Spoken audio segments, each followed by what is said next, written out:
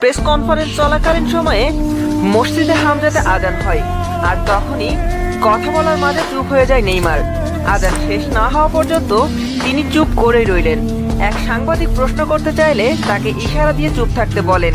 পরে এই বিষয়ে সাংবাদিকরা জানতে চাইলে নেইমার বলেন, আমি মুসলমানদের মসজিদের আজান খুব মন দিয়ে শুনি। আমার কাছে দারুণ এক প্রশান্তি অনুভূত হয়।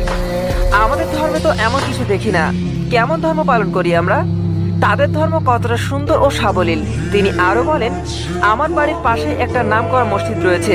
প্রতিদিন 5 বার সেখান থেকে আজানের শব্দ শুনতে পাই, আর আমি আজান শুরু হলেই মন দিয়ে শুনতে থাকি।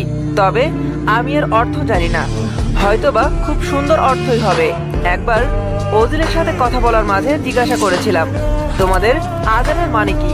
সে আমাকে বলার পূর্বেই ব্যস্ত হয়ে যায়, তাই আর জানা হয়নি। তবে সময় পেলে আমি অবশ্যই জানবো।